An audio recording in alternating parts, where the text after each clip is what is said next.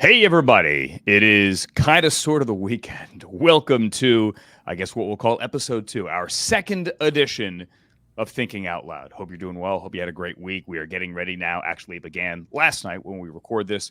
We're getting ready for week 3 of your NFL season. Boy, how time flies fast. Actually, it's only been like 15 days, but it feels like, I don't know, it's been a month. It is actually already week 3. Hi, my name is Andrew Siciliano, formerly the Red Zone Channel and DirecTV and NFL Network and other places as well. I've been being told for years, do a podcast, so this is it. I'm another dude in his basement, finally doing a podcast. Please remember, like, subscribe, all those things on the YouTube. You can do it on this very page right now. Just go click it. I feel like I'm contractually obligated by no one other than myself to say these things. I'm learning these things. The man helping me learn these things. It is very much a work in progress. Great to see you, sir. As always, Sam Batesh. Andrew, wonderful to be here. And I'm excited about the Chargers, which I know we're going to discuss.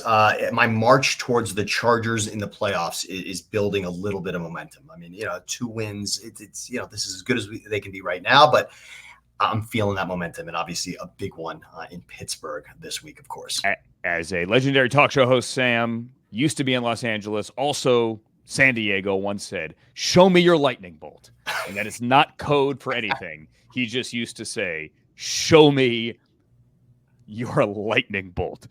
Right. Okay. Before we get to the Sunday week 3 games, or for that matter, the Monday week 3 games, and we're going to give you the 5 games that mean something to us, let's look back on what happened Saturday evening. And I don't mean Nikki Glasser's post-game show on Amazon, that routine, which was funny, a bit awkward and funny, and then I had to watch it again, and I'm still not sure if it's funny. I know it was funny, but was it the right place for it? Regardless, I laughed, and I felt uncomfortable, which sometimes is the best kind of comedy, but I digress. Thursday night, not Saturday night, by the way. Thursday night, yes, but not Saturday. What did I say? You said Saturday night, which you kind of felt like a Saturday Night Live skit. Well, it felt like an SNL bit. Okay. It did very much so. I meant Thursday night. There are no Saturday games until December. It was a Thursday night bit on Amazon. The game was the Jets beating the Patriots. The game seemed over after about 5 to 10 minutes because the Patriots, with the reworked offensive line, it became clear and obvious early that they could not in any way protect Jacoby Brissett. Opening play of the game, Will McDonald coming right off the edge, the Iowa State kid in his second year. Bam, hit Jacoby Brissett on a little bit of a boot. They ran the ball so effectively the last couple of weeks, they thought they could do that this time. Jets didn't buy it, and then the floodgates opened, and eventually Drake May finished the game in the fourth quarter. Jacoby Brissett is still the starter this on Friday morning, according to Gerard Mayo, who had these kind of glassy eyes on Friday morning, staring straight ahead into the Zoom with Boston reporters when he said Jacoby is still our quarterback until I tell you he is not our quarterback. And Aaron Rodgers is very much still the Jets quarterback. Those are my words, not Gerard Mayo's. Sam, the Aaron Rodgers we saw last night is the guy that we thought we were going to see week 1 last year. It's the guy that the NFL built its television schedule around in 2023, and then collectively we all, fans, media, even if you don't like the Jets, you wanted to see it last year. We all collectively got hit in the gut 4 plays into the season. Now, the rest of the AFC East, the rest of the AFC powers, while they may have felt for the person, they certainly were happy to get him out of the way, and the AFC played out the way it did, obviously. That said, the Rodgers we saw last night was exactly what the Jets signed up for, and the guy that they knew could take their team to the next level. Now, what is that next level? Well, it's better than what we saw last year and certainly better than what we saw 2 years ago. That touchdown front corner of the end zone moving to his right to find Garrett Wilson, that is a throw that 9 out of 10 quarterbacks not only won't even try, but they can't make, period. He made it. Other quarterbacks, you'd call it reckless. For Aaron Rodgers, you would say it's right on brand. You could see the smile after the game on Garrett Wilson's face when he sat down with Carissa and Tony and Witt and Sherm. I mean, that smile about, man, like, this is what I've been waiting for. This is what I thought we were going to be last year. And the comfort, the swagger that Rodgers brought to the postgame interview, the postgame podium, the field, most importantly, for one night for Jets fans, all felt perfect. Breece Hall ran well, and when he didn't, and by the way, I mean, a couple of spin moves, that guy's got juice. Braylon Allen, who is 20 years old and doesn't turn 21 potentially until like the conference championship round, if the Jets make it that far, was trucking guys on 11 carries. Why'd he fall to the fourth round? He was asked after the game. He said, quite simply, because I refused to run in my underwear in Indy at the combine. The Jets have the pieces. Now, the O-line's still a bit of a concern. You're trying to piece things together. You're probably going to have to throw Olufashanu right into it now because Morgan Moses is going to be out an extended period of time, not a season ender. Moses will eventually come down from the mountain and be okay, but he does have a knee injury, and you got to stick Olufashanu likely there on the left side now. And that's going to be, or I'm sorry, the right side. That's going to be a bit of an issue. But they are breathing easy. The 40-year-old who used his legs a little bit last night as well, the 40-year-old Aaron Rodgers now gets that extended break, that mini bye, as we call it. And then you get Denver at home week 4, bright and early at 1 o'clock Eastern. And then you get the Vikings, and then you get the Bills. Neither of those are pushover. Both of those teams right now are undefeated, but you get those games all at home. It is a 3-game homestand. Last night, actually a 4-game homestand, and I'm not giving them the AFC East. To quote Denny Green, I'm not ready to crown them. But Sam, it looked right last night.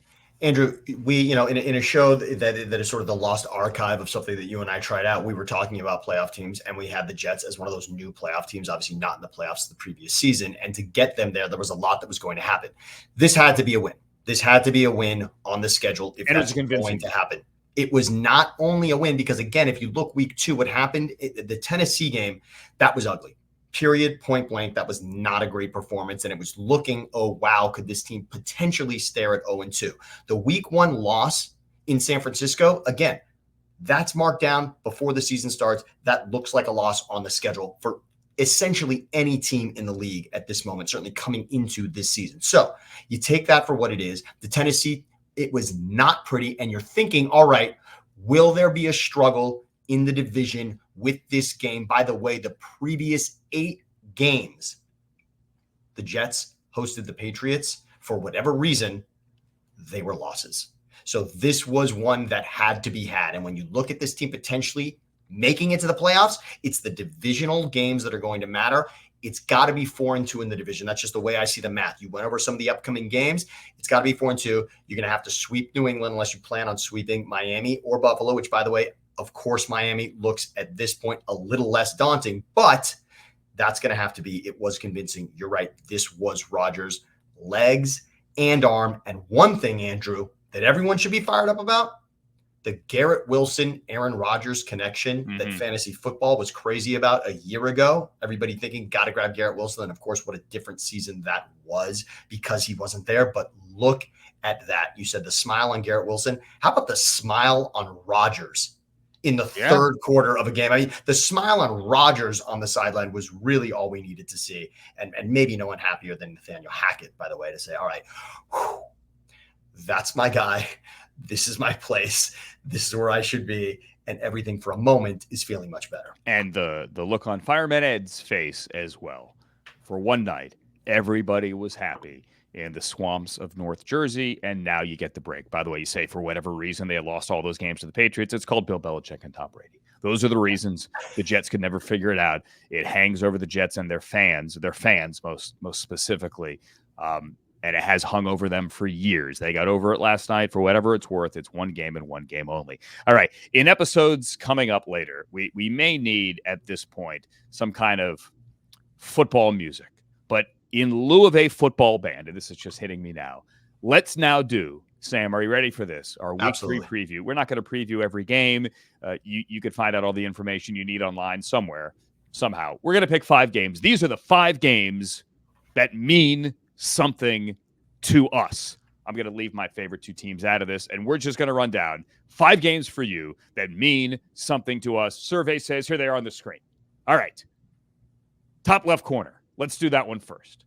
We got the 2-0 Los Angeles Chargers of Los Angeles and the 2-0 Pittsburgh Steelers. Mike Tomlin and Jim Harbaugh are the only head coaches since 1980 to coach at least 4 seasons and never have a losing record. That goes back to Harbaugh's days, obviously, with the San Francisco 49ers, and Mike Tomlin's days, well, all of them with the Pittsburgh Steelers. These are, right now, 2 of, if not your 2 best defenses in the NFL. Combined, they have allowed 29 points, 2-9, and they're each 2-0. The Chargers have allowed 13 points. The Steelers have allowed 16 points. And these 2 teams as well are at least early, and it is a very small sample size. By the way, this game's in Pittsburgh. The Chargers beat the Panthers last week. They stayed on the East Coast in Charlotte. They're in Pittsburgh. They're heading there now. These 2 teams are playing a very different brand of 2024 football. They are much like the Saints, running the ball, running it effectively, and running it first and foremost. The Chargers ran the ball 44 times last week. 4-4. Faux, as Moses Malone once said. All right. Justin Herbert is averaging 6 yards a pass attempt. That's a career low. The Steelers are running the ball 38.5 times a game. Now, it's only 2 games. Again, like I said, small sample size. You can do the math. They've run the ball 77 times in 2 weeks. The Steelers have more wins than touchdowns. They have 2 wins. They have 1 touchdown. It went from Justin Fields, who, if they win this game, ain't giving the job back anytime soon, to Darnell Washington, the massive left tackle-sized tight end in his second year out of Georgia. There's only one question for me in this game, and that is Justin Herbert going to play? He said on the podium today in Charlotte, today being Friday, that he does have a high ankle sprain. He's officially listed as questionable. If he can't go, it's Easton Stick, who started down the stretch last year when Herbert got hurt. Brandon Staley was fired after the game in Vegas. Yours truly was there. I saw you 2 the night before at the Sphere. I highly recommend, even though they're not there anymore. And Easton Stick did his, well, whatever. You know what happened that night? He didn't win the rest of the way. Neither did the Chargers, for that matter. That's neither here nor there. If it's Easton Stick, I'm taking the Steelers. If it's Justin Herbert, I think the Chargers have a good shot here. I think they have a really good shot. Either way, this game means so much for both of these teams, even though it is early in the standings. The Ravens and the Bengals are 0-2. The Browns are 1-1. The Steelers getting to 3-0 early in the only division in football that last year had all 4 teams finish with a winning record would be massive for them. The Chargers already with a division win, which is why technically through 2 games they are in first. They beat the Raiders week 1. The Chiefs also undefeated. If the Chargers can get to 3-0, the math says you have a heck of a shot at the playoffs. It doesn't really mean much, but it would be a huge start for them. And Sam, my last note on this game is a tip of the cap to our friend, my friend, former Ram in St. Louis, Chris Long, who had Joey Bosa on his podcast this week. And Bosa told him in his Spicoli-like voice that Jim Harbaugh has gotten in the cold tub at El Segundo fully dressed. Like khakis, golf shirt, belt, everything. I think he takes his shoes off, but he has gotten in the cold tub fully dressed. That's outstanding. That is different kind of different. That is. And by the way, so Andrew, again, you mentioned 3-0 for the Chargers. And of course, a long way from that, this being a crucial game. Having been 3-0 since 2002. Again, what J.K. Dobbins is doing on the ground at this point, a little bit of a revelation. Happy for him, by the way. Also, averages about 100 plus against the Steelers in his career. Of course, that was with the Ravens and not the Chargers to this point. But what we're seeing here out of the Chargers, to what you just said in regards to Harbaugh, this team has now quickly captured an identity. You'd say the Saints, clearly, we know who the Saints are. We know who the Chiefs are. And at this point, we probably know who the Chargers are based on what has happened through 2 games. Other teams, we're not exactly sure what it's going to be. But this looks like a team that is doing it different with Greg Roman. And the Steelers, to your point, 1 touchdown, that is so gross. This offense has been really, really inept with Fields for the most part. It's been good enough, clearly, but you got to consider the opponent, I would say, at this point. This looks like a game the Chargers have. This just looks like an opportunity. This looks like an opportunity to say we are here. Now, granted, it could happen for the Steelers, of course, but this Chargers team, the way they are running the ball in particular, this is special. And by the way, just one note for the Steelers: Pickens has also been better than the numbers say. If you look at how Pickens has affected those games, Fields has had a couple of chunk plays called back. Yes, they've been called back. There's been penalties that affected this team for sure. But again, since 2002, you haven't seen a Chargers team on this kind of a march if they can get to that 3-0. Yeah, and I would push back against inept. I don't think they've been inept. I think Justin Fields, like you just said, some of the numbers don't truly tell the story. I mean, he said after the game, Arthur Smith did week 1, that I told him not to throw the ball over the middle. We wanted to keep everything outside. They've had very, I don't call them limited game plans, but they've come in with a mission. We're going to run the football. We're going to take our shots when we take them. And some of those shots downfield on beautiful balls by Fields have been called back. So we kind of sort of agree on that one. And I know I think we do. And one other thing, by the way, just in regards to the Steelers, haven't turned the ball over yet this season. Right. Which is that's pretty clean. That's going to win you some games. Exactly. And I mentioned Spicoli because, Joey Bosa does kind of have that Spicoli voice. I should have sent you this tweet earlier, Sam, so we could put it on the screen. I'm going to hold my phone up here to the camera. So this is last week. And I posted this on the IG, on my Instagram story. I was in Jacksonville, and from the press box, saw a dude. Can you see this? The Spicoli jersey. Yes, you did post. This was very special. Okay. Very special. So this is a Jaguars fan, okay, with a 16 jersey and the Spicoli jersey. Fantastic. And tip of the cap to the Jaguars fans there who did brave some pretty bad weather. It would pour rain for 4 minutes and then stop, and then the sun would come out. Then it would get humid. Then it would pour rain again. Then it would stop. And then it would rain sideways, and then it would stop. And then the sun would come out for 10 minutes, and then it would rain again. It was an odd one. So tip of the cap to the Jaguars fans who stuck around and saw, a game that ended with a couple of shots in the end zone and a Hail Mary. All right, moving on. That is the first game. And now our second game. Again, 2-2-0 teams. You have the 2-0 Houston Texans and the 2-0 Minnesota Vikings. This game is in Minneapolis. This game has some notable injuries here. Justin Jefferson should be able to go. He's got a quad injury. However, for the Texans, who look really good last week, especially defensively, shutting down Caleb Williams and the Bears, they have an issue at running back. Or do they?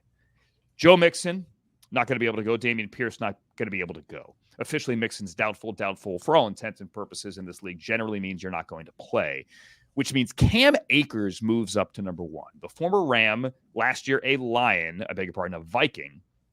Cam Akers, in his mid-20s, has already come back from 2 torn Achilles. And Sam, I saw him in person week 3 of the preseason. I'm telling you right now, he looks as good as ever. He had a couple of spin moves. He ran with power. He ran with vision. He always has had the vision. He looked fantastic. Bobby Slowick, the Texans offensive coordinator, made a note of it this week as well, said when it comes to the outside zone, he kind of rides the wave. He understands the tempo, the pacing, and especially the vision on that outside zone. He ran it effectively for Kevin O'Connell. Before that, Sean McVay here in LA, same system, obviously. They coach together.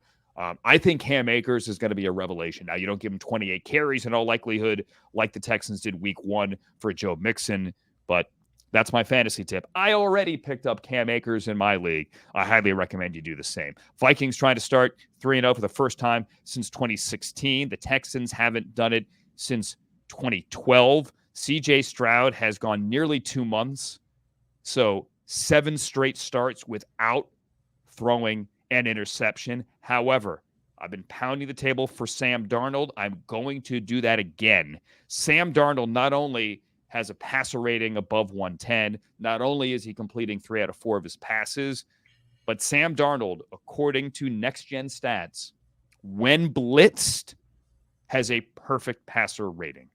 Now, I'm not someone who worships at the church of passer rating every Sunday.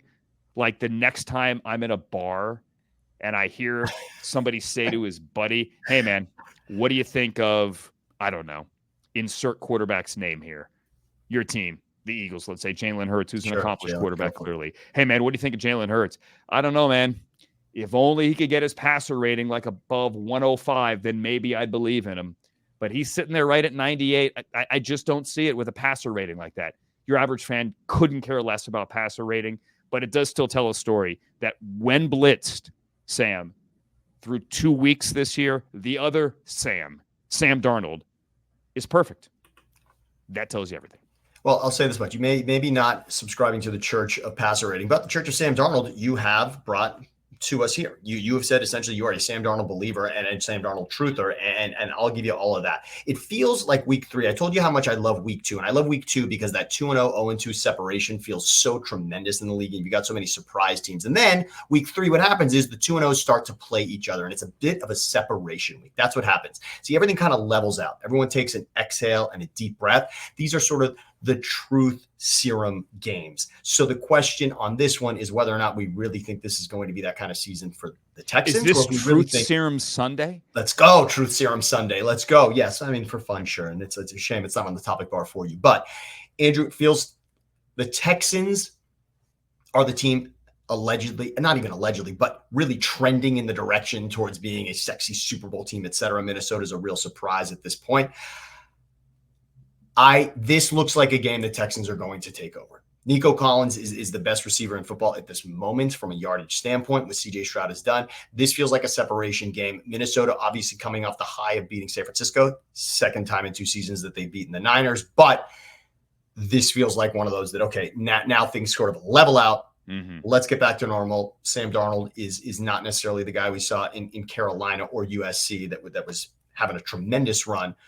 More the guy that perhaps we saw a little bit more like the guy we saw in New York in a very scattered system, of course. But that's what this one feels like. And everything we've seen from Houston to this point, they have just kept it on schedule. You know, Houston, I thought could have had a letdown coming into the season. That doesn't happen. This team looks, D'Amico Ryans has this team on the steady pace that they were on from last season. That's how it looks. And Minnesota feels a little like smoke and mirrors. And give you credit, by the way, we didn't say it, but that Vikings-Niners game, you were all over that. You were all over the idea that the Vikings would upset the Niners again, and there it happens. But I feel like this is all right, here's what we really are. Yeah, I'm leaning Vikings on this. Hey, by the way, I'm not necessarily going to be making picks on this pod. I'll tell you, I'm leaning Vikings here, and pressure on the quarterback is always the key for any team in any game. These two teams right now, sacks and pressures, 1 and 2 in the NFL. There is no way that Danielle Hunter and Will Anderson are going to pressure the quarterback, and that front seven is going to pressure the quarterback 37 times this week, which is what happened Sunday night against Caleb Williams, 37 times. But I do think that they're going to get after Sam Darnold, but do not overlook the Brian Flores blitz package, because he is willing to throw any and everything, including a kitchen sink at you. Like he would actually throw a kitchen sink at you if need be. Wouldn't break the rules with it, but it would not surprise me if there were a kitchen sink somehow involved in this game.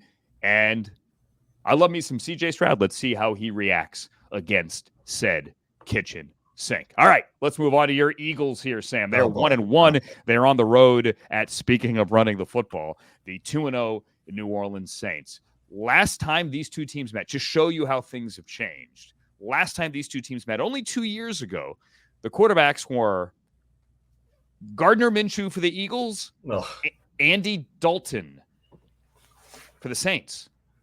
And we'll see both of them. At least they're both playing this weekend also. That's fun. They're both playing this weekend for different teams, but against each other. Go figure. In Vegas. The Saints have scored 91 points in 2 games. Now, a couple of days ago, we showed you the historical context there. Our guy Blake, my buddy Blake, NFL Network, in the research department, put it up. It's tied for the second most points ever scored in 2 games since the merger.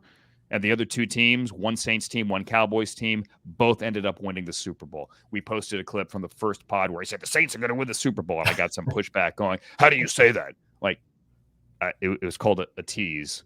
And I said, judging by historical numbers here and context, the only other 2 teams, very small sample size, to score this many points through 2 games, went on to win the Super Bowl. I'm not saying they're going to do that, but it does stick with the recent precedent, Rams most notably here, of playing the Super Bowl in your own building. Derek Carr has only thrown 39 passes this year. They've scored 91 points. I'll say that again. He's thrown 39 passes. They've scored 91 points. Okay? I think they're the better team right now. I think the Eagles, likely top to bottom on their roster, have more talent. Matter of fact, I think that is fair to say. I'm going to say that right now. But the Saints are playing better football right now. And the Eagles have this, and we talked about this, and you're the Eagles fan for those who don't know, this disturbing trend of being unable to finish. And this, once again, is a next-gen. Now, there are things I really don't like. I know I said before, like passer rating. This isn't an airing of grievances, I promise you. But the win percentage or the win probability, I beg your pardon. Sure. I did this whole bit on NFL Network last year. Like, Han Solo said, never tell me the win probability, right? Wasn't that the line? Yes. In Star Wars, never tell me the win probability, right? So the win probability with 1:56 to go last week, Sam. Don't even say, this is so painful. I think. What do you think the win probability is? I really do think, and look, I saw this and I think I held on to it. I'm going to say I remember it being close to a temperature, right? Having a few. Is it 97.6? Was it that? Was well, 98.6 is what most people tell you is your average body, but that number is actually climbing up a little bit. Which go watch The Last of Us and tell us if we're all going to turn into zombies. But it's the win percentage in that game with 1:56 to go was 99.3. That's even now worse. The reason I hate's too strong.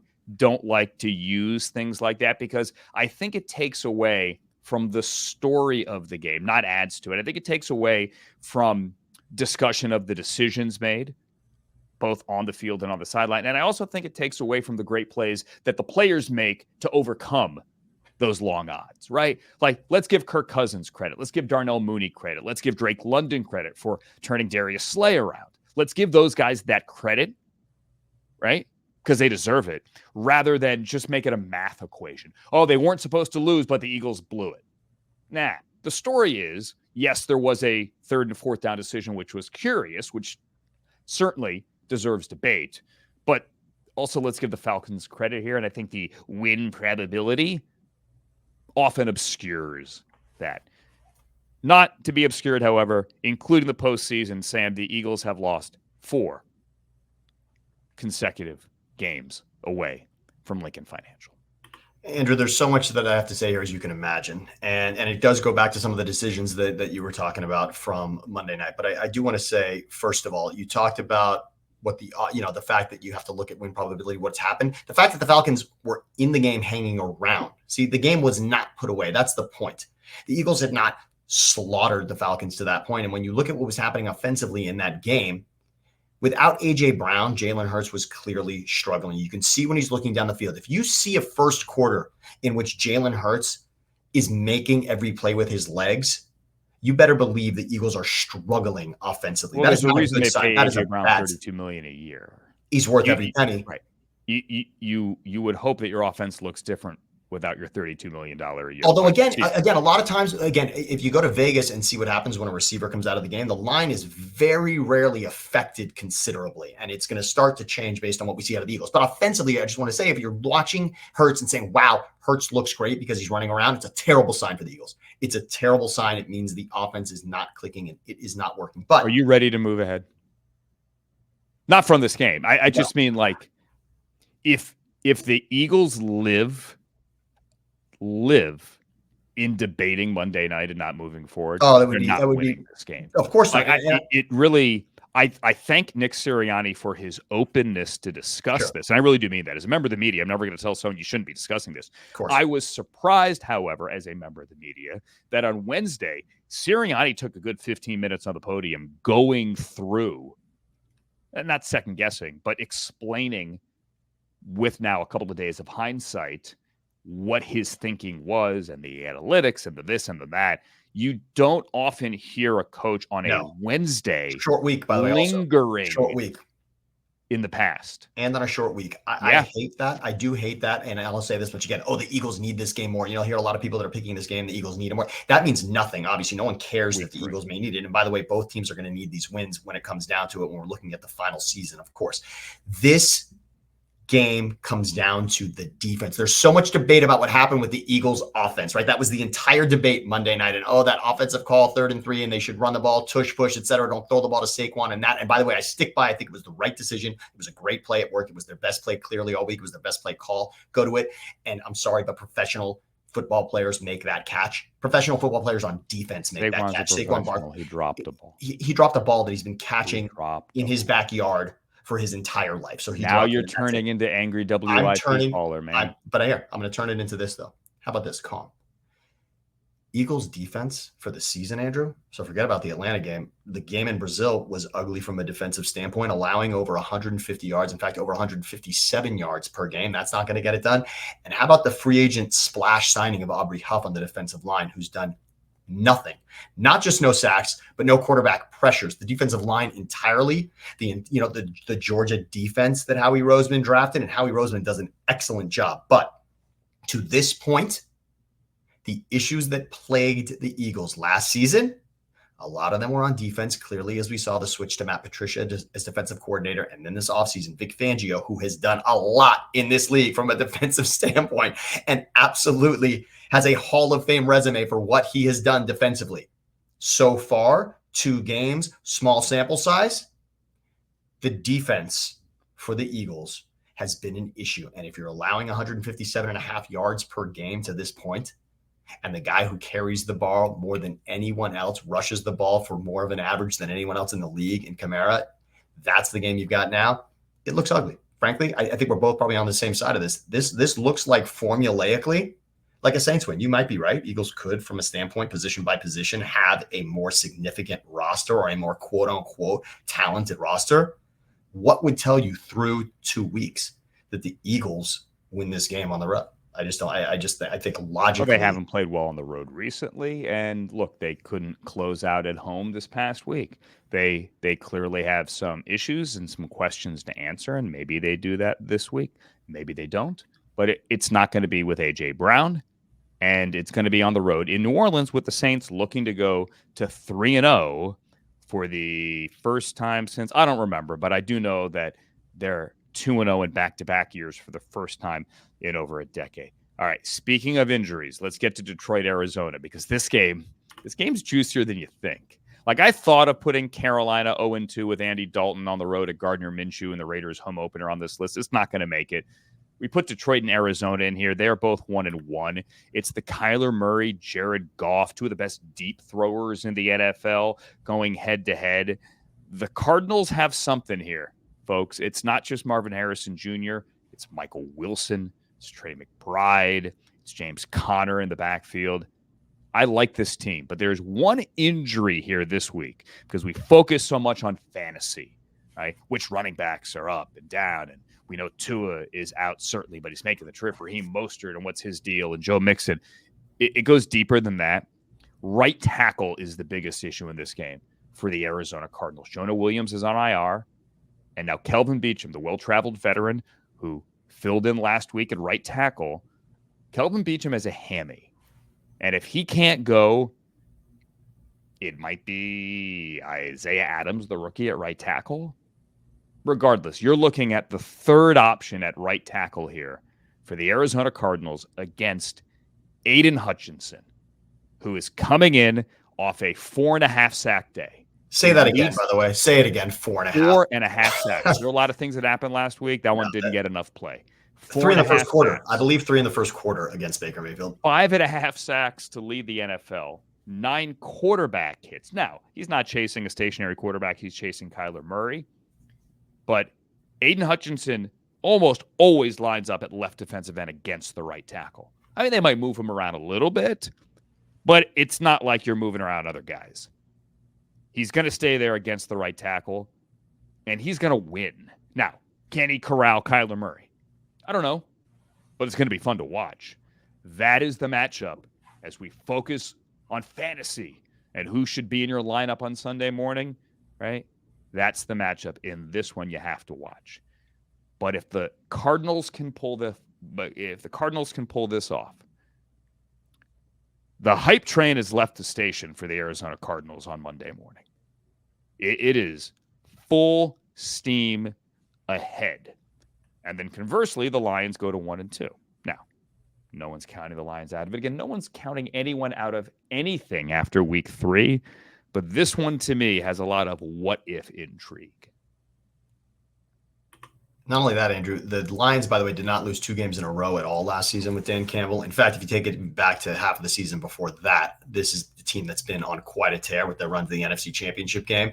This is obviously no walkover here, and the Cardinals look like the team coming off of what they did to the Rams. Consider, though, that the Rams were as absolutely decimated as you so well, both of us laid out what was happening going into that game for last week. The Rams are obviously not at full strength, but 41, that was a significant number to put on the Rams. And that was a game that said, we are here. And of course, Harrison, with what he did in the first quarter, what Harrison did, that's something to certainly say, all right, watch out for that in this game. But love what you said about Hutchinson, and I think that's the play here. And again, if this is going to be separation week, which is what I like to say, through 2 weeks, you can be surprised by a lot of things. And then week 3 starts to level out. So this is separation Sunday now? Correct. So I said separation. So yeah, it can be that. I saw a truth serum Sunday, right? There was that also. So it's a little bit of that. And it can happen. And it's one of those where what's going to be the story of the season at the end? Is this going to be the Lions making a march back towards the NFC Championship, or is this going to be that the Cardinals are making the playoffs? And with healthy Kyler Murray, this could really be something. You're right about what's happening offensively. And certainly McBride last season made quite a splash. And Connor is continuing what he's doing when it seemed like perhaps Connor didn't have much left in the tank, but he's certainly proving otherwise. And Harrison is every bit of that first pick.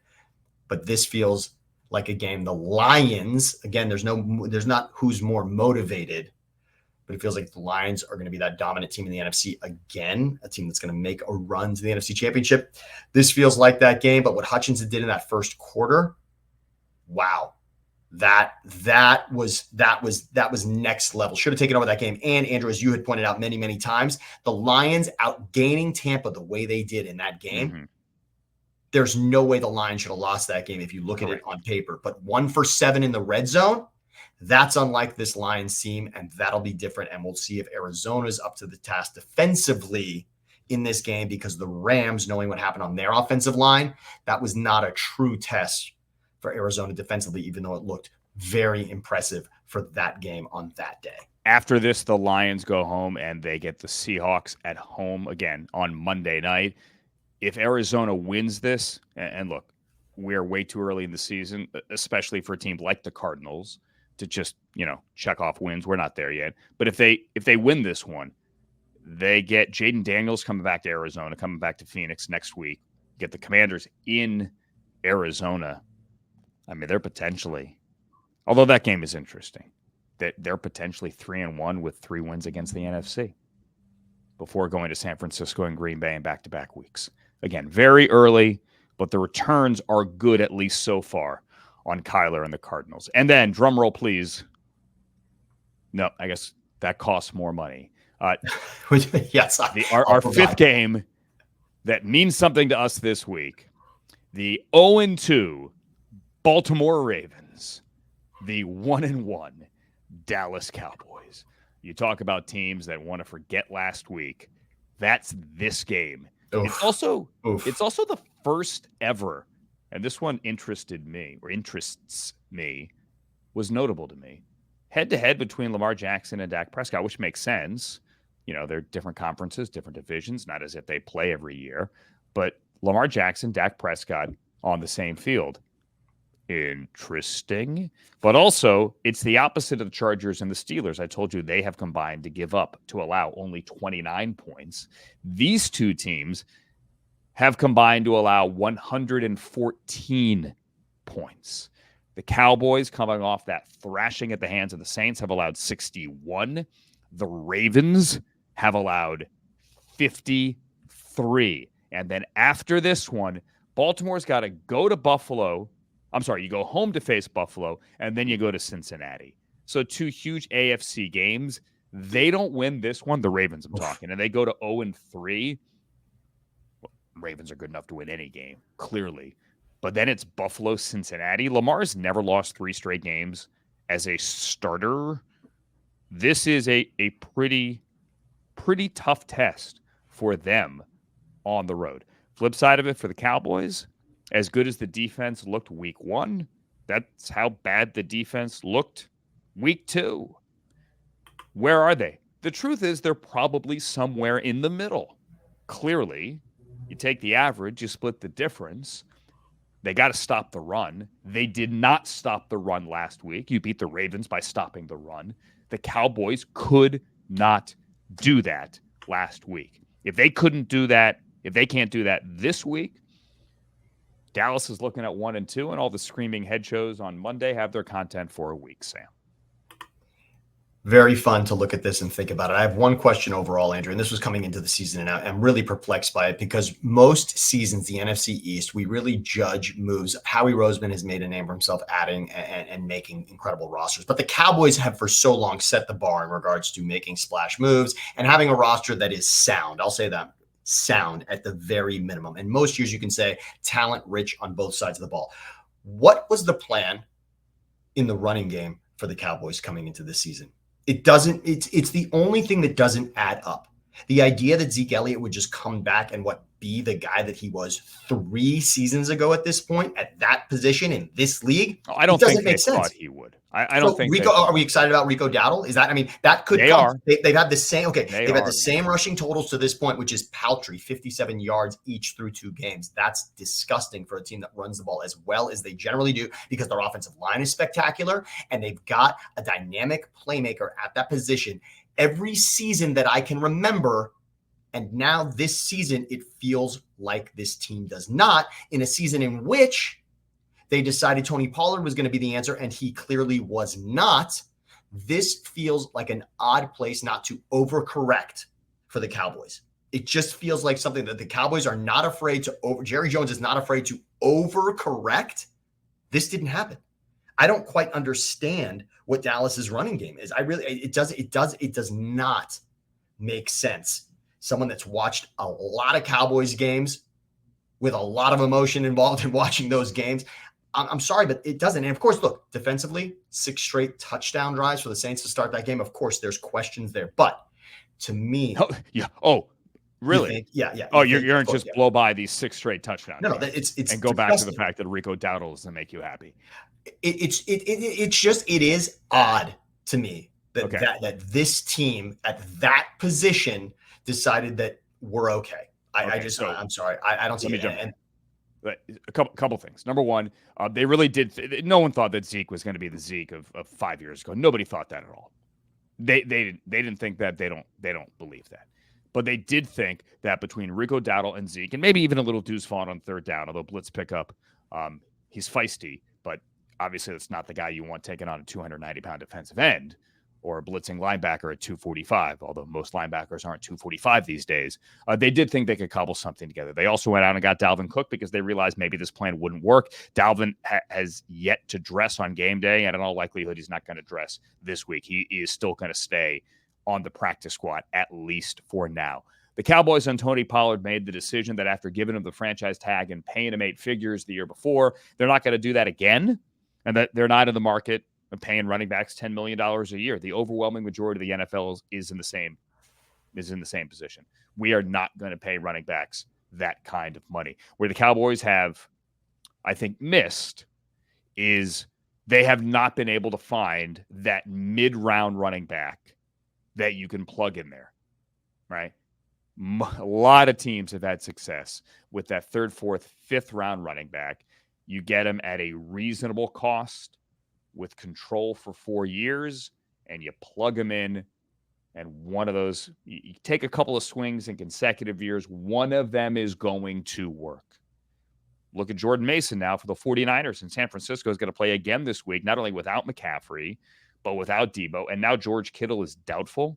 I digress. They could be without all 3 of those guys. Hi there, Brandon Ayuk and Jordan Mason. But the Cowboys, Sam, have missed right there in trying to get that mid-round running back to compensate, right, and to fill in at an affordable cost. And so now they're cobbling it together. And no, it doesn't look great. It doesn't. But they really do like Rico Dowdle. Now, last week when you give up 6 straight touchdowns, you're not going to run the ball a lot. Clearly the run game's out. Yeah. Yeah, clearly the run game's out. So I think that has to factor as well. And that's one of those where you go to sample size, right? You just go to sample size. Like, for example, I was looking at one team this week and defensive tendencies and how many players they put in the box, right? And 72% of the time, this team went with a light box defensively through 2 weeks. You say, well, how do you stop the run that way? Well, who do they play? They played a team that spread it out the week before, so you're not going to load the box. You're going to spread it out, and those numbers are going to be skewed, clearly. The Cowboys' numbers, I think, are skewed. I think they will eventually run the football, but I'm with you. I'm not sure that the answer or an overwhelming answer is on the roster. It was just odd. It just feels like that position for them is odd. And this looks like a Ravens win. It's odd to say the Cowboys are going to lose multiple games at home the way that they have, but this team has not been significantly better at home whatsoever. And of course, when you look back to the Green Bay playoff game, this is a team that no, historically, the 16 straight. Okay, before that, Andrew. 16 straight wins. 16 straight wins. Okay. I'm talking recently, right? If we're talking trends, again, the unraveling, let's say. It looks like all of a sudden what happened? 16 straight, and then that horrific Packers loss in the playoffs, which obviously not expecting that coming off the 16 straight wins. And then the 41 points given up to the Saints. I'm sorry, that's back-to-back performances at home that you now start to ask yourself, all right, is there, is Jerry Dome, is Jerry World really that place for this team? And of course, talking about an 0-2 Ravens team, this is not a game for the Ravens to miss. Again, even the Ravens at 0-3, again, we'll be saying, not the end of the world. It's an NFC loss. This is not, right? This won't be it for the Ravens. But more questions in my mind about Dallas than Baltimore to this point in the season, based on how bizarre that was last week against the Saints, giving it up the way that it did. Sure. And I would also say that you look at the NFC East right now, no one appears to be running away with it. The Cowboys could survive quite well at 1-2. 2-1, however, looks a heck of a lot better. Those are the 5 games that mean something to us. There are other games that mean something to us. We just decided to go, for argument's sake, with these 5. Before we go, we'd be remiss without mentioning what Shohei Ohtani-san, did on Thursday night in Miami. He is now, as Joe Davis so eloquently said, the only member, and he opens the 50-50 club. 50 home runs, 50 stolen bases. When I was a kid, I remember the hubbub on Jose Canseco going 40-40. Oh my gosh, I can't believe anybody went 40-40. Well, it took a couple of decades, but somebody finally went 50-50. And then Shohei Ohtani hit number 51. Now, he did it off a second baseman, okay? And they scored 20 runs in that game. And the fact that he hit it off a second baseman is a bit of a joke. But hey, good for you, Vidal Brujan. You are now in the record books as giving up Shohei's 51st.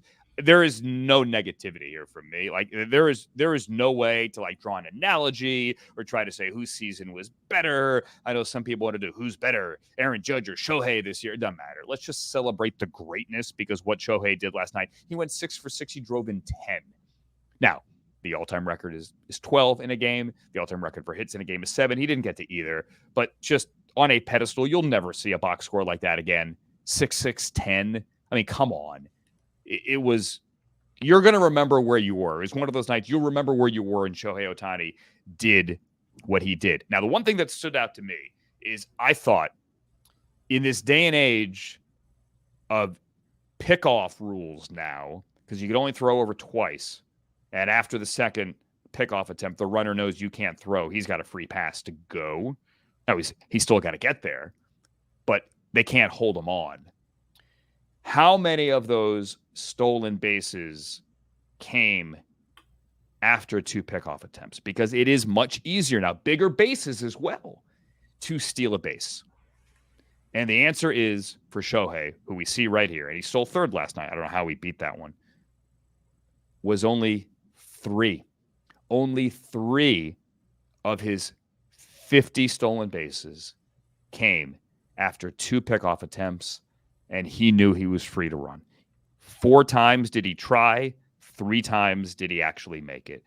So I can't nitpick this one, Sam. It is a moment of historic greatness, and it should be celebrated any and everywhere where baseball is played. Let's please allow it to be that, Andrew, because it was truly spectacular. And again, like you said, there's nearly nothing. There's not an argument here to be had per se. But let's just say this and remind everybody, because it does flash on the screen. Now, there were a few things to put the game in context. Like you said, maybe not the greatest game individually of all time, because there were others, and you talked about the 12 RBI and the 7 hits, etc. But considering the game clinches a playoff berth for the Dodgers, considering it's his first season in as a Dodger, not in LA, but as a Dodger, and considering it is on a season which is now stamping his MVP ticket, there's a lot that goes along with that. And of course, chasing 50-50 on top of it. So for it to be a historic night in regards to that, it was legendarily, as you said, we will remember. We have a friend who has a birthday on September 19th. Chris Morales, happy birthday. Yes, forever September 19th will now on my calendar be changed from Chris Morales' birthday to Shohei Ohtani Day. That's just it. For me, that's what it will be. And when you consider what this season was going to be, Andrew, coming into the season though, Andrew, with what happened with Ipe, the interpreter, there was so much, considering what his contract was with the Dodgers, and what you could clearly say, oh, will he live up to the money in a season where we know he's not going to pitch? There was a lot, right? Okay, you're a DH. What can you do to affect this team? Which, by the way, this is not a team that you're taking from nothing to something, right? This is a team that essentially we're all writing into the NLDS minimum without Shohei.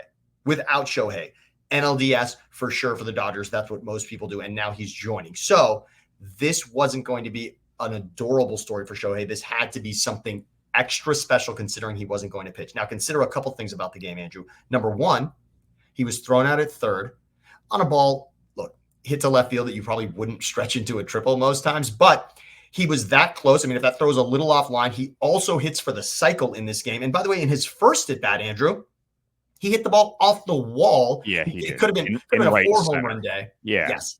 And they scored 20 runs. It was it's like the worst team in the National League. They were beating up, if not for the White Sox and their historically poor season, like worst in 100 years. Sure. The Marlins are the worst team in baseball. They scored 20 runs. He had this final home run off a second baseman. Yes. Although, by the way, didn't miss the ball.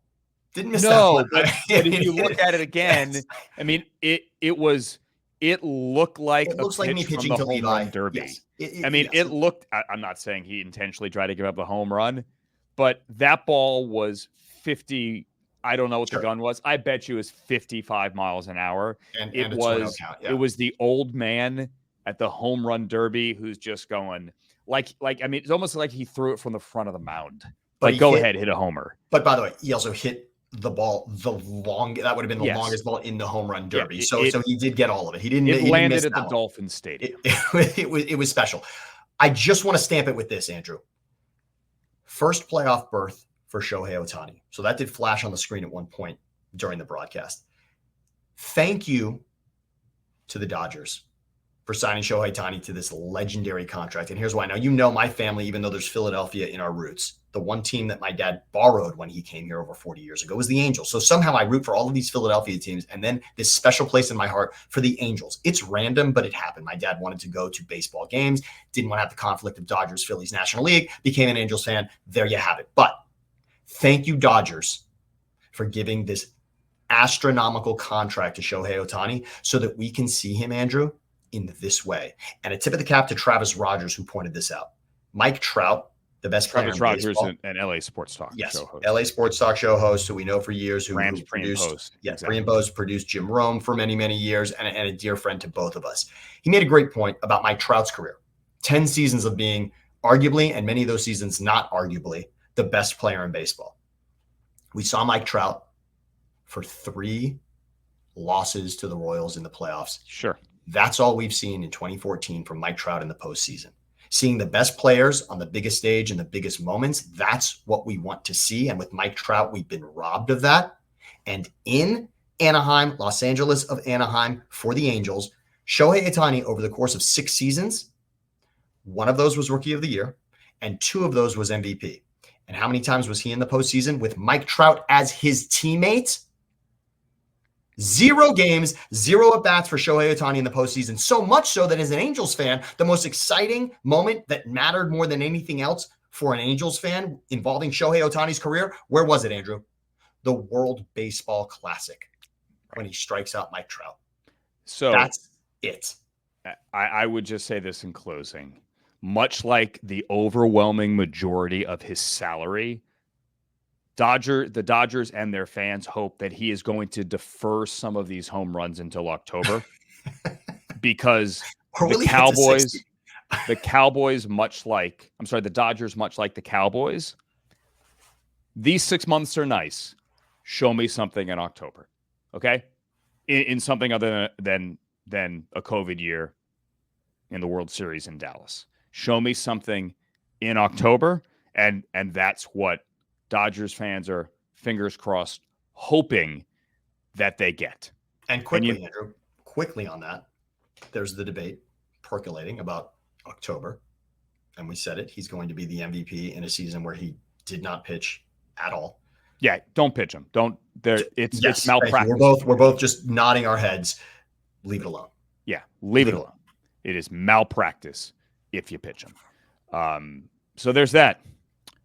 And by the way, tip of the cap as well to the Guardians. The Cleveland Guardians, who make the playoffs. They are in. They'll eventually win the AL Central, but they also clinched on Thursday night. And for the first time since 95, in one calendar year, all three teams in Cleveland make the playoffs. The Browns were in. They played, obviously, in January. The Cavaliers were in. They played this past spring and summer. And now the Guardians are in here in September. There will be an October to remember as well. That's going to do it. Episode 2 of Thinking Out Loud. Hope you enjoy the Sunday and, for that matter, Monday games of Week 3. For Sam Batesh, my name is Andrew Siciliano. Don't forget, if you're on the YouTubes, to subscribe and all that fun stuff. Like it. Whatever. Thumbs up. Whatever the mechanisms are.